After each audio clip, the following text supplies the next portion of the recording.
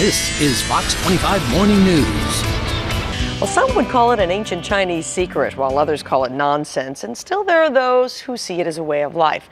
I'm talking about Feng Shui, the Chinese art of placement based on respect of order, harmony, and the balance of nature. Nancy Stone is a Jamaica Plain interior designer who's also a Feng Shui practitioner. Now, recently she wrote a book. It's called Feng Shui Simplified, a family guide to creating harmony and love in your home. I have always been a Feng Shui doubter, so Nancy took me on a tour of a few local homes where she's helped the homeowners incorporate the teachings of this Chinese art.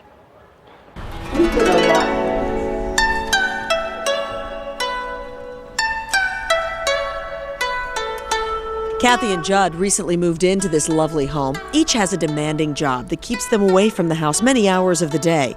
As if that's not stressful enough, now add the upkeep of the house and beautiful toddler twins. Well, anyone can see why Kathy enlisted the help of Nancy Stone and Feng Shui to build a harmonious atmosphere for the entire family. I am a believer in terms of definitely getting rid of clutter and just feeling peaceful in your home when you have a lot of clutter or stuff. It reminds you every time you walk by, oh, I didn't do that, or I didn't read that book, or I'm supposed to do that. And so clearing that out and giving yourself the space to operate and perform at your best definitely works. So as we walk in here, what is of note? What should we be taking in, number one?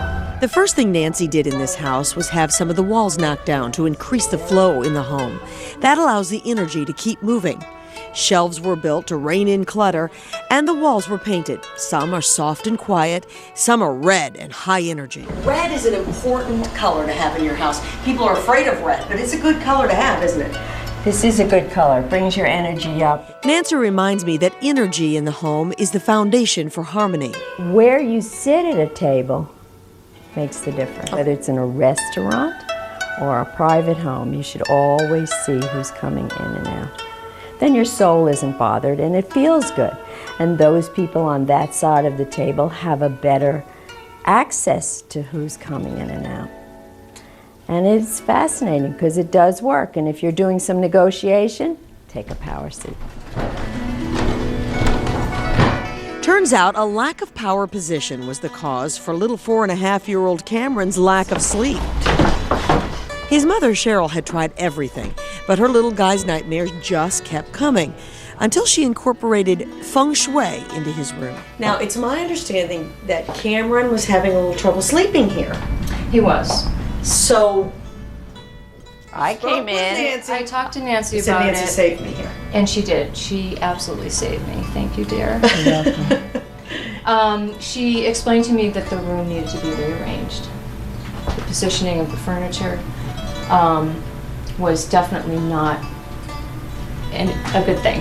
Nancy says the first mistake was that the bed was under the windows.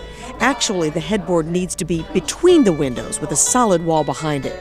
Cameron couldn't see the door in the room, which Nancy says left him uneasy. Nancy also says primary colors in the room were too bold for little Cameron, and the reoccurring mistake we all make, too much clutter. So after some new closet shelving and muted colors on the wall, Cameron went to sleep. The energy and the harmony in that room is finally in sync. He loves it. He absolutely loves it. Now he wants a bigger bed, though.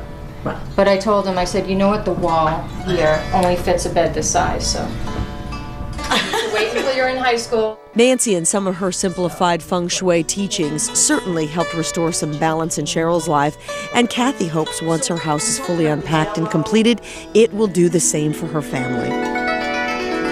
All right, so as you look around your home, what are some of the things that you can do today to make your environment more peaceful and to bring your energy and comfort level up? Well, Nancy says make sure that you have lots of mirrors in your house.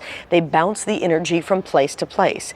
However, make sure that one of those mirrors is not hanging over your headboard. Nancy tells me that your soul will sleep better knowing that there is nothing that can fall on top of you.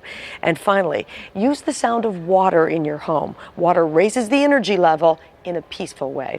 All of these tips and so much more can be found in Nancy Stone's book, Feng Shui Simplified. And for more information, you can visit interiorswithfengshui.com. Got to take a break, everybody. We'll be right back.